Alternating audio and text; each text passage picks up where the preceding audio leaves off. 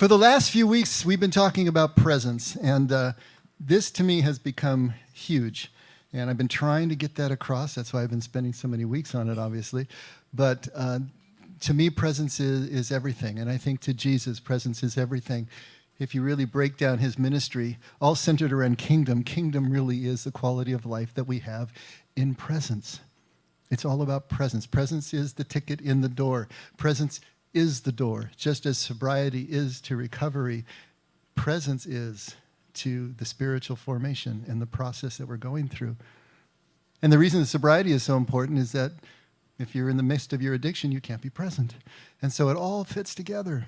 Presence is everything. It's the ground on which everything else is laid. And presence is nonverbal. I mean, the presence we're talking about is not something we think about, because as soon as we think about it, we're not present anymore. Presence is something that just eases down beneath the words, beneath the cognitive thought.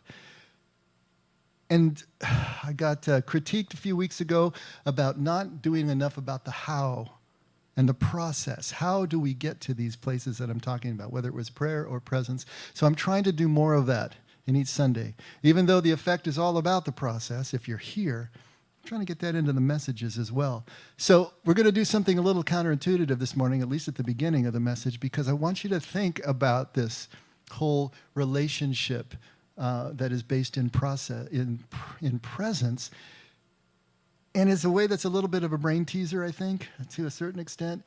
And then the whole idea is that once you sort of get these relationships, then you're supposed to let them go, you know? And so that's the idea here. But if we can understand maybe the relationship between presence and awareness and focus, then maybe we'll be able to more easily move into these places in our daily lives and in our prayer time. I was asked just a couple of days ago, what is the difference between awareness and focus?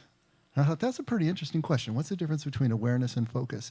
Now, he was assuming that awareness and presence are the same thing, because we were talking about presence, and so he just said awareness and focus, but assuming that presence and awareness are the same, but I want to make a distinction between the two of them.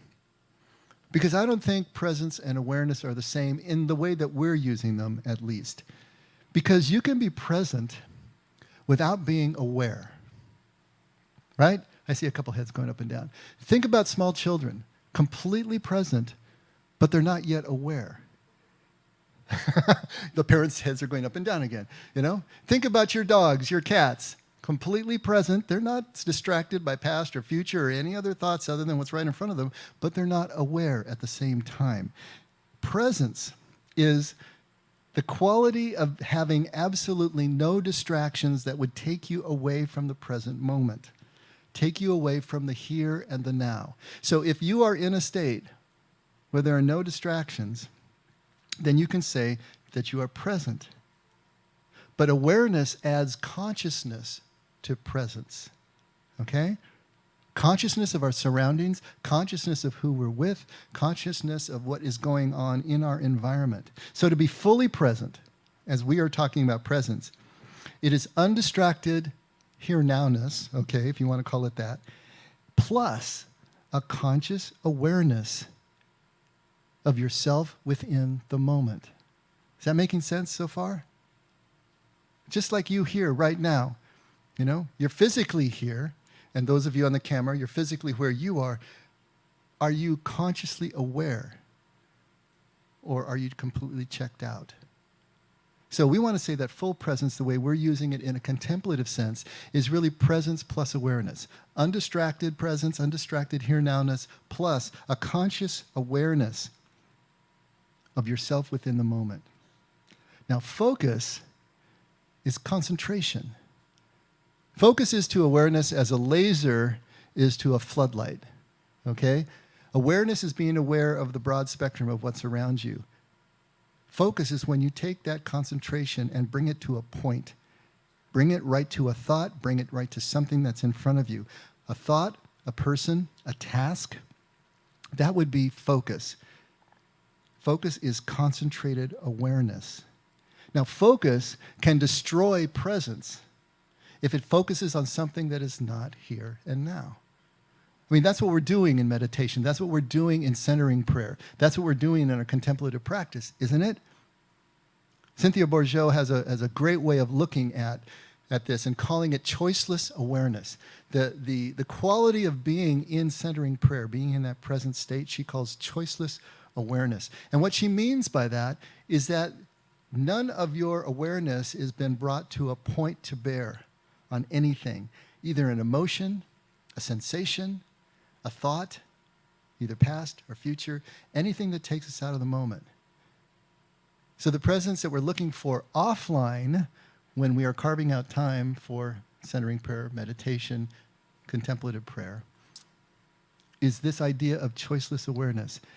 It's presence and it's awareness, but it doesn't have a focus. It doesn't have one thing that we're focusing on. Mindfulness, what we do during the day, would be presence plus awareness plus focus. But the focus is only on the task at hand. It's only what you're actually doing at the moment. The conversation you're having, the job that you're doing, nothing else. A lot of people in sports will call this flow. Probably heard that before. In any kind of performance art, whether it's music or whether it's painting, you get into a state of flow where you're present and you're aware, and the focus is so tight. It's right on what you're doing. It almost feels like you can't make a mistake. Everything is there. Time even expands and kind of slows down when you get into this kind of state of flow. And so I'm trying to make these distinctions. Hopefully you're following the concept of it. Maybe a couple of illustrations. When I was writing, when I've written any of the books I've written, my personal home office is a loft. And so it's open to the rest of the house. And so, there's kids running through, especially when I was writing the earlier books, when the kids were smaller and they're running through and doing what kids do, and the dogs are running through and doing what dogs do, and delivery people coming to the door. I could have such a laser focus that I didn't hear any of that. It was only me and what was on the screen and the keys under my fingers. That was it, and everything that was going on inside. So I was present and I was focused, but I certainly wasn't aware of the rest of the house. You can ask Marion. She could call me and I would not hear a thing. I was in another zone, right? And so there's different permutations of how we can put these three together, presence and awareness and focus, right? I just had someone who emailed me a story, and we were talking about emotions, but I thought the story also illustrated presence in a way.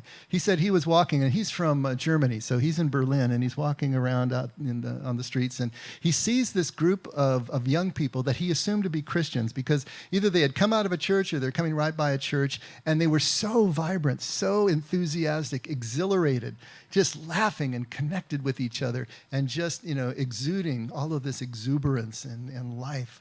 And he noticed them because of that, and he thought, wow, how great to be that present to each other, because they just seemed to be having this great time. And then he ran into him a little bit later as he was getting on the subway, and as they were coming into the subway, they still had that same exuberance and same energy, but he said laying right at the entrance of the subway where they were going into the terminal was a man who was just lying there, maybe in distress, maybe homeless, whatever. And he said it was a hot day, the sun was hot, and this man was baking in the sun, and this group of young people just went right by him. Didn't even see him, didn't even stop or see if they could help or find out what was wrong in any way. And so they were present, and they were aware within their own bubble, but that didn't extend to anything outside. They only had eyes for each other. So their awareness was constricted to a place where they couldn't see anyone outside of their own group. So awareness can expand or contract as well. Present, yes. You could imagine in their state, they weren't thinking about anything but each other and the time that they were having. But awareness was constricted. I had a father who contacted me a little bit ago, and he was talking about his 16-year-old daughter.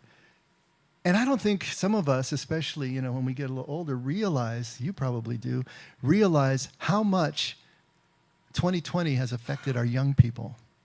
He has a 16-year-old daughter who is devastated by the world that she sees, the COVID world, the world with the racial tensions and the unrest, and the world that is being handed to her by her elders. She is practically frantic. about it and consumed by it, constantly watching the news, constantly on the various social media feeds.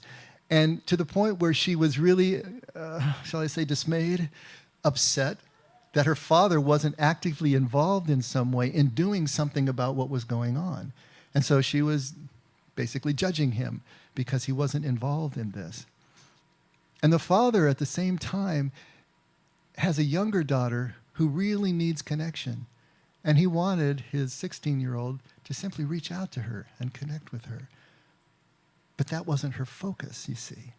Her focus was out there someplace so that she couldn't see what was right in her own home, which always reminds me of Mother Teresa's amazing quote where she said, "It's easier to send a cup of rice halfway around the world than it is to deal and love the people who are in your own home."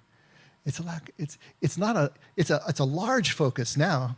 Instead of a small focus, it's a way focus, but it's remote to what is happening. And so she is no longer present to the people in her home because she's so present and focused to this out there. It's fascinating to me how this works and how we can go through all these different combinations of presence, awareness, and focus. But if we're really going to try to work at contemplative spirituality and spiritual formation, then we're going to need to know how to bring them all together. How to let focus go sometimes, and then how to channel focus only on what's right in front of us, with an awareness broad enough to be able to see everything that's right in front of us. But it's still all about presence. Do you see that? Without the undistracted ability to be right here and right now, we can't have awareness, and we certainly can't have focus that doesn't destroy presence. And without presence, we can't have relationships with each other. We can't have the kingdom experience that Jesus is talking about. It's still all about presence. There's nothing without it. But awareness and focus are essential as well. And so this practicing of presence is going to gradually build our awareness just by spending time here and now. And it's also going to allow us to be able to channel present focus at the same time. And there is a gradual buildup of awareness. If you have been practicing contemplative spirituality for any time, and I remember when I was starting out, I felt like my awareness was catching up to me. I could remember times that I was out of focus from a couple of decades ago, and I'd literally cringe sometimes at the memories of how callous or how inconsiderate I could be, how just completely oblivious to other people I could be. And then I remember as I went further along, it would be something that happened last year, last month, last week. And then there was a moment where I'm walking away from a conversation and I'm realizing I blew it again. I wasn't there. And that would give me the opportunity maybe to go back and try to mend a fence. And then as the words are coming out of my mouth, I realize what I'm doing. And maybe I can catch it, and maybe I just can't. And I'm mending another fence. And then there was that wonderful moment where before I actually said or did what I was going to do, I realized, this is where I am breaking down relationship, and stop, take a breath, and make a different choice. And then there was actually the moment where I could see it coming. It's as if my awareness got out in front of me. This is where I always do X, and then I always end up regretting it and having to mend a fence, and I can do Y, and I don't have to go through that. It's like gradually your awareness catches up to you, and then gradually your awareness expands.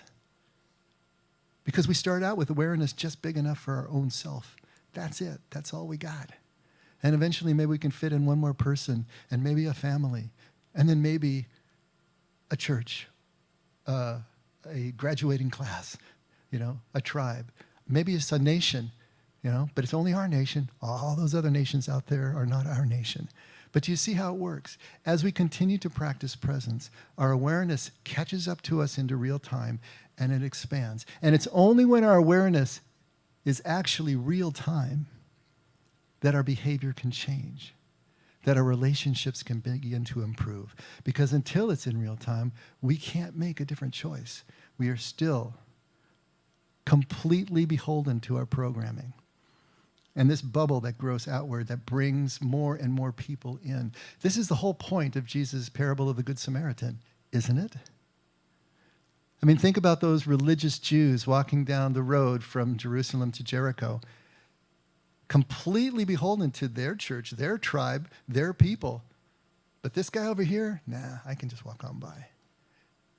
The one that can see that person as a brother in need and stop and bring them into the bubble of their awareness, that's the person that Jesus is talking about, who is now living in kingdom, where awareness has caught up and opened up.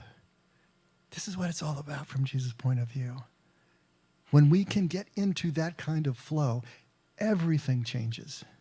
Now, why is this so hard? What is it in us that blocks presence, blocks awareness, doesn't allow us to control and place our focus on what's right here and right now?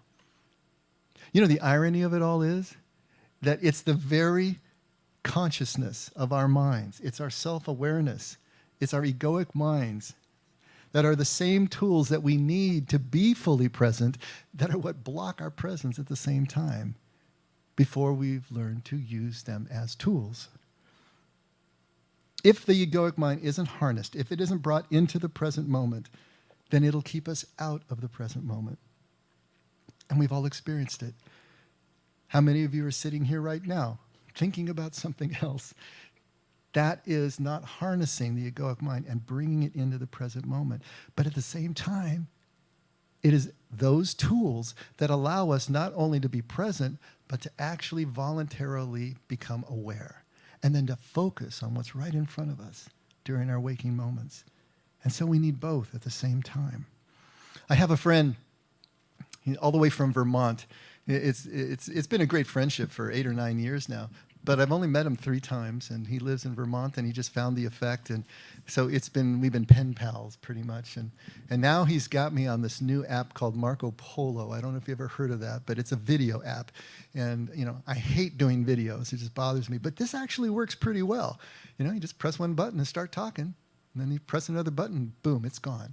And then when I get a Marco from him, it's just him talking to me, and then when he's done, I press the blue button and I talk back to him. And so it's delayed, but you feel like you're having this conversation. And I do it when I'm driving, so I'm just not even paying attention to the camera. I'm just driving and talking to him. And it's working out really well. We've been having this interesting conversation. He's been talking about what he calls a narrative, okay, the narrative that each one of us has. This narrative is really the sum total of everything that we understand. It's our mindset, it's our worldview, it's our belief system.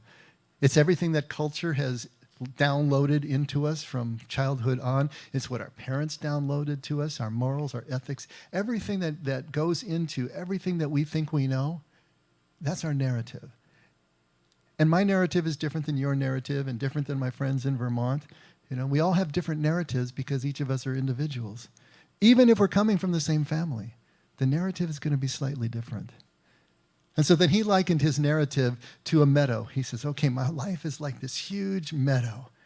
He says, but now I got to build fences, and I got to build edifices and homes and streets, and I got to build a structure in there that is my narrative, And then I need to understand the narrative. And so he was telling me about this elaborate metaphor for his belief system and worldview. And my response to him was, well, you know what? My whole task right now is to take all those fences down, to take all those buildings down and to take everything back down to one big open meadow again. That's just one thing. And I thought that was a pretty brilliant response. But then he came back to me and said, no, wait a minute. I got to have this stuff in my life. What can I do if I don't have what I believe? I mean, how can I know even how to take the next step? How am I a part of a church? How am I a part of anything? And I realized he's right, And I was right too, though. I'm going to defend myself a little bit. It's not an either or, it's a both and. And then that really started to open up the conversation between us to realize, yes, we all have a meadow. We all have a field, right? But we all start building on it from our earliest memories. And that's really the first half of life, isn't it? The first half of life is building on our meadow and creating that city, that town, that place, that structure in our lives that governs the way that we move through life. But the second half of life And I was thinking it was about taking it down, but I realized it's not. It's not about taking down everything that has been built. It's starting to realize it and see it for what it really is. To see that it is something that we need to see through. It's a tool that we need, but we need to be able to see through it. Not tear it down. It has to be there. But we need to be able to see through it. Take a look at this poem from Rumi that I read last week, but I want to spend a little bit more time with it because I think it captures what we're talking about here just beautifully. And it's a real famous line from the poet. And if you're wondering who Rumi is, he's a medieval poet. And he comes from the Sufi tradition, which is the mystical tradition of Islam. And I know, yes, we're crossing traditions here. But I love when someone from a different tradition is saying the same thing that Jesus says, because sometimes it can shed so much more light on what Jesus is going to say next, all right? But Rumi writes, out beyond ideas of wrongdoing and right doing, there is a field. I'll meet you there. When the soul lies down in that grass, the world is too full to talk about. Ideas, language, even the phrase each other doesn't make any sense. The breeze at dawn has secrets to tell you. Don't go back to sleep. You must ask for what you really want. Don't go back to sleep. People are going back and forth across the door sill where the two worlds touch. The door is round and open. Don't go back to sleep. I love this. Think about this, what he's talking about here. The right and the wrongdoing that he's talking about. Those are the fences. Those are the edifices that we build. Those are the rules that we have been taught. That's the belief system that we have inherited and that we have built into our lives. The cultural ideas that have just been imbued into us, that have taught us that this is the way that we must relate to each other. This is the way that we must relate to our society, to our family. This is it. But there is a deeper awareness beneath or transcending those edifices in our lives, the ones that we built. A deeper awareness that can see through the fences made of right and wrong and rules and cultural distinctions. There is a fence, there is a field, there is a place beyond all that where even the distinction between each other, the way we understand our separation, our I-ness, as opposed to someone else's, is lost in the deeper awareness of the true nature of things, which is everything is one thing. Everything is connected. We need to realize that the task is not to tear down the fences and the buildings that we build up, but to see them for what they are, as these necessary tools, and then to see through them. Let them become more and more transparent, aware of the oneness beyond. That's the first and the second half of life journeys. Building all of this up so that we can survive and have families and have jobs and do what we need to do in life. And then secondly, making them more and more transparent. So that's not all we see as who we are and of ourselves. And that they no longer divide us one from another. Jesus is saying exactly the same thing, but so differently. Take a look at Matthew chapter 5, starting right at verse 17. He says, "Do not think that I came to abolish the law or the prophets. I did not come to abolish, but to fulfill. For truly I say to you, until heaven and earth pass away, not the smallest letter or stroke shall pass from the law until all is accomplished.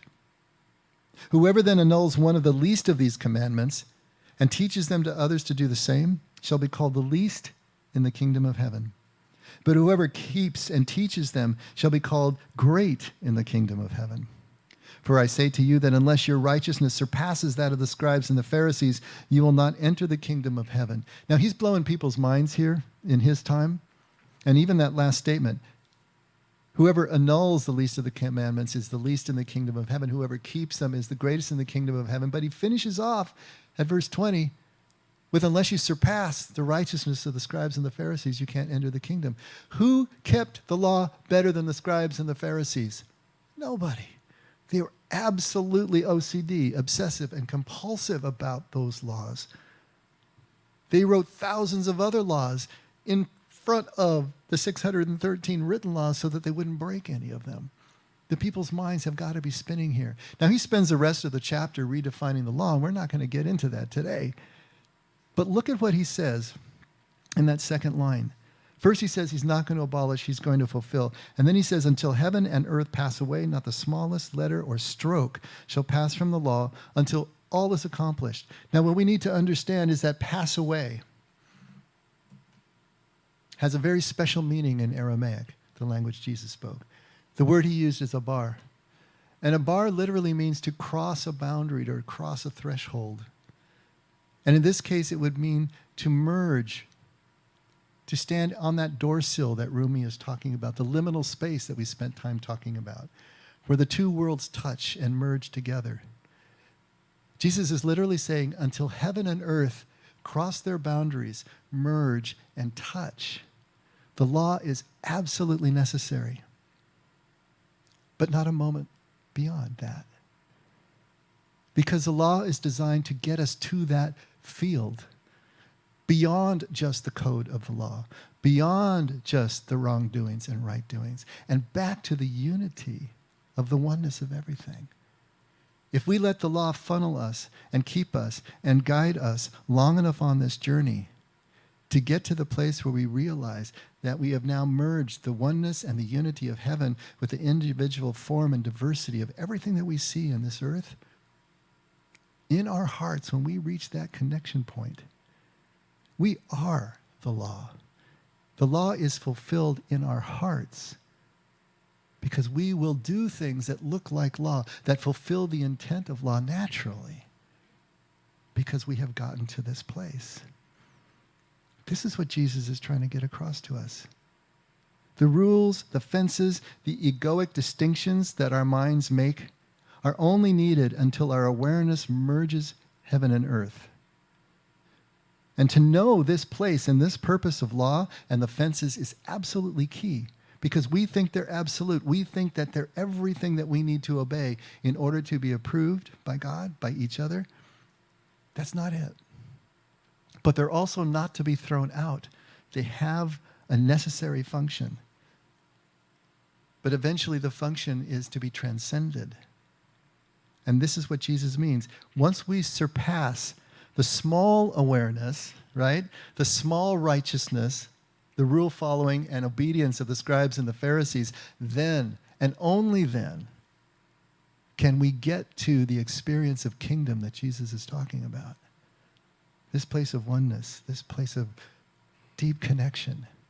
Yes, our edifices are still there, and we use them every time we talk to another person. But they're gauzy now. They're transparent. We can see through them to the unseen reality. Our awareness has gotten to the point that it not only includes everyone around us, but it also includes the unseen aspects around us.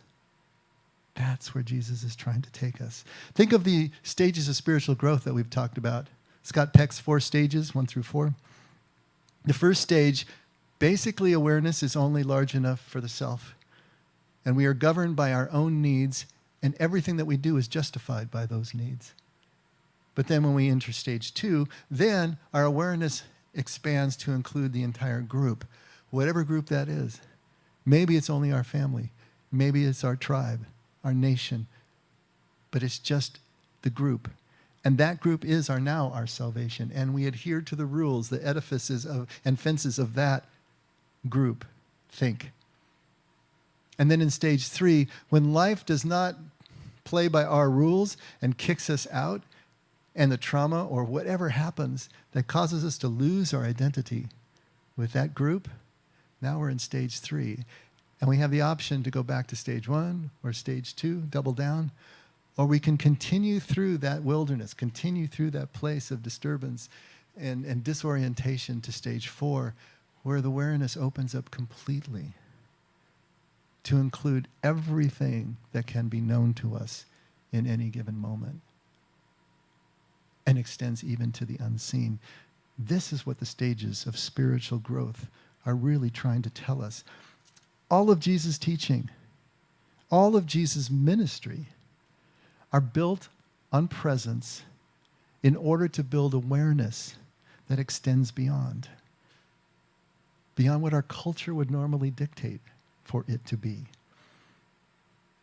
Awareness and presence that is big enough to include everyone and everything that is seen and unseen.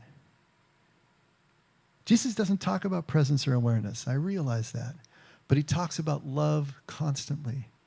And for Jesus, love is bringing others into your bubble of awareness. That's what it means to love someone. To bring them into your bubble, to see them as you see yourself, to see no distinction there in terms of the way that you treat them, the way that you think about them, the bond that you feel with them.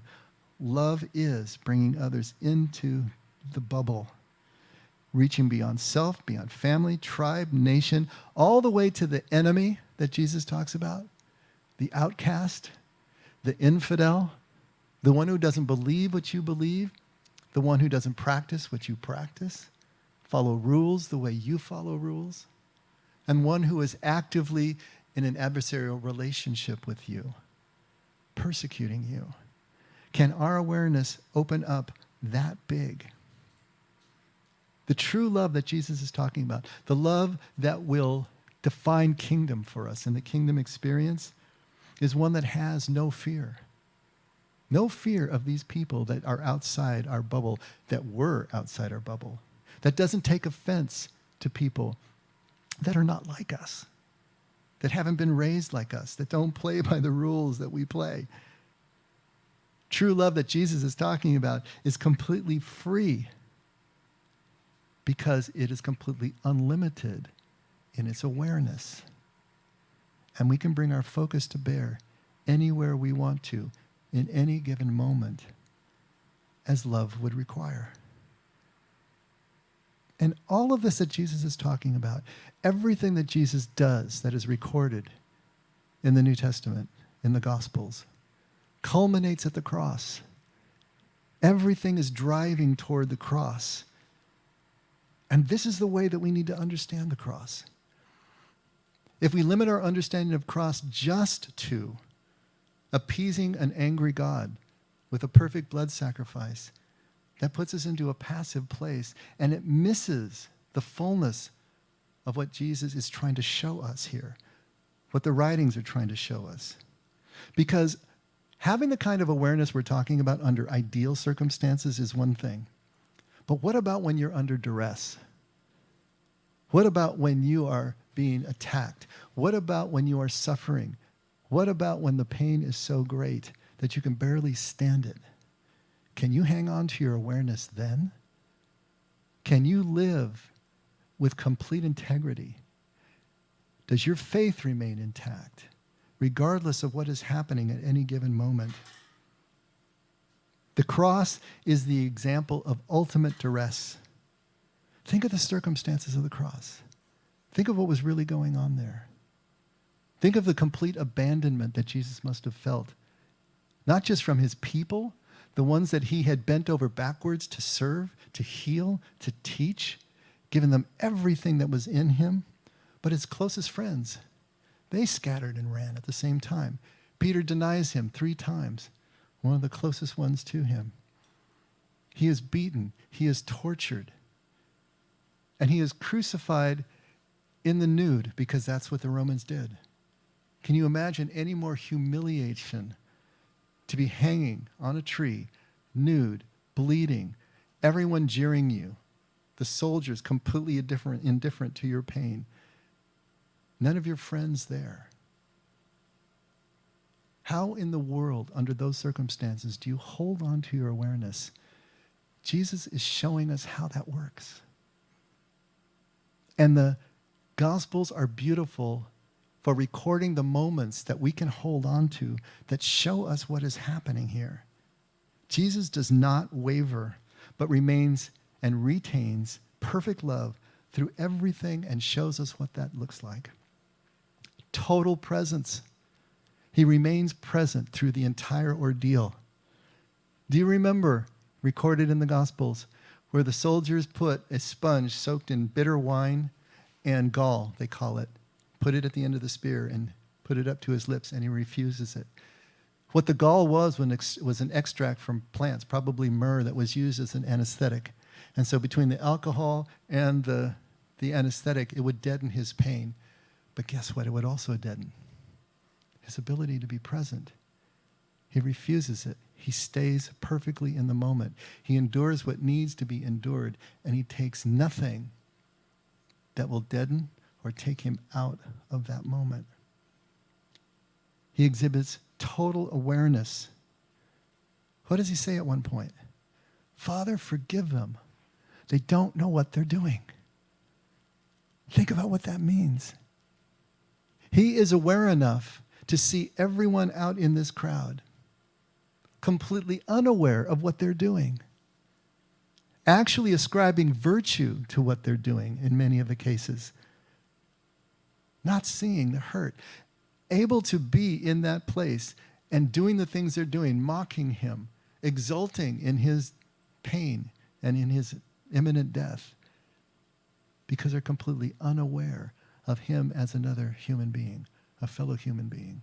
He is not in their bubble, but they're in Jesus. Forgive them. They don't know what they're doing. He still wants the best for them. He still is loving them as best he can, pinned to the cross. Total awareness, total presence, and total focus. He looks down and he sees his mother. At least his mother is there. And John is there, one of his closest friends. And what does he say? Mother, behold your son. Son, behold your mother. He can focus at that moment to the needs of his mother. He was the head as the oldest child in his household. He is giving his mother to one of his closest friends so that he can take care of her as he can no longer do.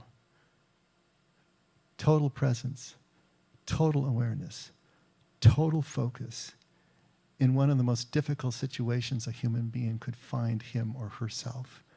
He does not waver. That's it. That's what everything comes down to that Jesus is trying to teach us. This full picture of love expressed as total presence, total awareness, total focus, right here, right now, regardless of what may be happening or who may be perpetrating what is happening. To hang on to that. For us here now, practicing presence, when we can, under easy circumstances, the best of circumstances, at home in the morning or at night, mindfulness during the day, that constant practice, coming back to here and now, back to awareness, back to focus that is in the moment, creates the ability for us to stay more and more present. That will build our awareness and allow us to place our focus in the moment where it needs to be. Look at our world right now. You know, that 16-year-old girl is not wrong. The world is a mess. Look at what we're doing to each other right now. And everything that is happening, from social media to social unrest to whether we wear masks or not, everything that we are going through, this election upcoming, is a function of people not being present to each other, not being aware of each other, not being able to stay in the doorsill, on the doorsill, in the doorway, to see that even though we differ in many ways, more deeply we are completely connected and we are one. And we can never act that way. And our conversations will never go that way until we can allow our awareness to include the other person. This is kingdom. This is who Jesus is and is trying to show us. We cannot approach the Father. We cannot be one with the Father until we can be one with each other. Until our awareness includes not only everything that is seen in this moment, but everything that is unseen at the same time. It starts with presence. If we can value and love presence so much that we will continue to practice it day in and day out, without even knowing about it, our awareness will build. It will catch up to us, and it will grow to include even those that right now we don't like very much. If you're a Republican, it will include a Democrat. And if you're a Democrat, it will include a Republican. And everyone else that seems so at odds with us right now. Imagine if we can love each other even as we debate the issues and work out a way to go forward. It can only happen in presence, in awareness, and in focus, as Jesus has showed us how to do, and ultimately on the cross.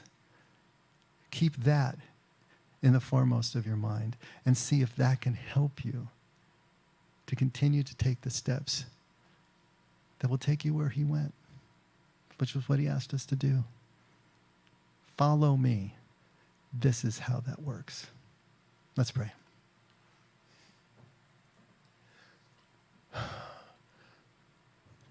Father, we want to follow. I believe, help my unbelief. We want to follow, but it is so difficult. It requires everything from us, and you know that. You've showed us that and told us that. Help us to understand that anything that we have to let go of, that we think is us, will come back to us if it's true. And anything that we leave and never come back to won't be missed in the relationship that we can have with you as it grows deeper.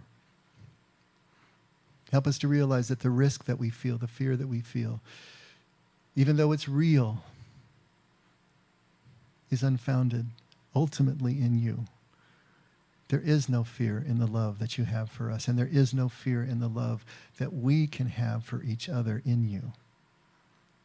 So help us to do whatever we need to do to find it more and more deeply. Father, we're so grateful to you for everything that you've done and given us and continue to. Never let us forget. We can only do anything in return because you were here first.